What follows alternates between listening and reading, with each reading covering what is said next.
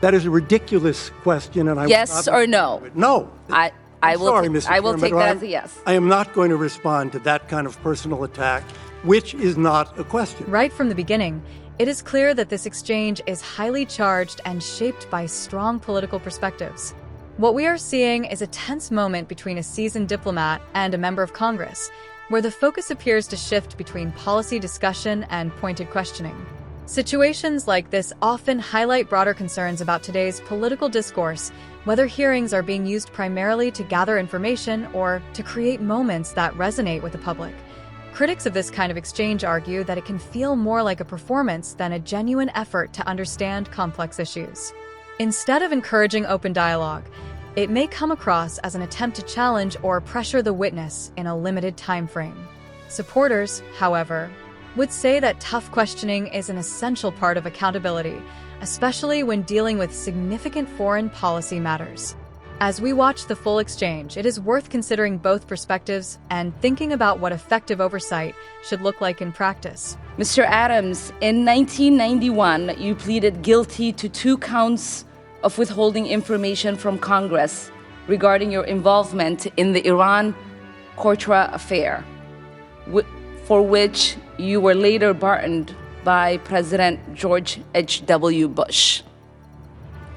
I fail to understand why members of this committee or the American people should find any testimony that you give today to be truthful. If I can respond to that. It wasn't a question. On February, that was not a question. That was I reserve the right to my time. It is not right. That was not a question. Committee can attack on February 8th, who is not permitted to reply. That was not a question. Thank you for your participation. On February 8th, 1982, you testified before the Senate Foreign Relations Committee about U.S. policy in El Salvador.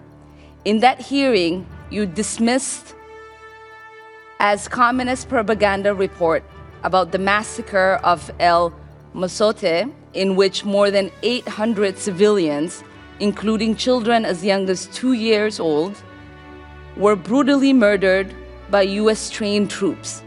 During that massacre, some of those troops bragged about raping a 12-year-old girl before they killed them. Girls before they killed them. You later said that the U.S. policy in El Salvador was a fabulous achievement. Yes or no, do you still think so? From the day that President Duarte was elected in a free election to this day, El Salvador has been a democracy. That's a fabulous achievement. Yes or no, do you think that massacre was a fabulous achievement that happened under our watch? That is a ridiculous question, and I yes or no? No. I will take that as a yes. I am not going to respond to that kind of personal attack, which is not a question. Yes or no, would you support an armed faction within Venezuela that engages in war crimes, crimes against humanity or genocide, if you believe they were serving U.S. interests, as you did in Guatemala, El Salvador, and Nicaragua? I am not going to respond to that question. I'm sorry. I don't think this entire line of questioning is meant to be real questions, and so I will not reply. Whether under your watch, a genocide will take place, and you will look the other way because American interests were being upheld, is a fair question. Because the American people want to know that anytime we engage a country, that we think about what our actions could be and how we believe our values are being furthered. That is my question. Will you make sure that human rights are not violated and that we uphold international and human rights? I suppose there is a question in there, and the answer is that the entire thrust of American policy in Venezuela is to support the Venezuelan people's effort to restore democracy to their country. That's our policy. I don't think anybody disputes that. The question I had for you is that does the interest of the United States include protecting human rights and include protecting people against genocide? That is always the position of the United States.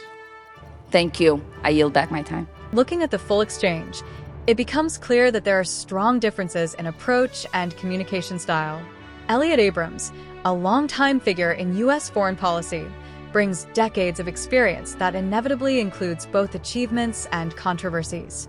His past actions and decisions have been debated for years, and raising those issues in a hearing can be seen either as a way to provide context or as a strategy to challenge his credibility. During the questioning, Ilhan Omar adopts a direct and assertive style, asking pointed questions about past events and decisions. Some observers may view this as necessary scrutiny, especially given the seriousness of foreign policy decisions. Others may feel that the format of rapid questioning, including requests for brief, yes or no answers on complex historical issues, limits the ability to provide full context and nuance. This tension between concise answers and detailed explanations is a common challenge in congressional hearings. At the same time, the exchange reflects broader disagreements about how to evaluate past U.S. foreign policy actions. While some emphasize the importance of outcomes such as stability or democratic development, others focus on the ethical and humanitarian implications of those policies. These differing perspectives often shape how questions are asked and how answers are interpreted. Ultimately, what we are seeing is not just a disagreement between two individuals, but a reflection of larger debates about accountability, historical responsibility, and the role of oversight in government. Moments like this can be interpreted in different ways depending on one's viewpoint, but they underscore the importance of maintaining respectful, informed, and substantive dialogue when addressing complex global issues.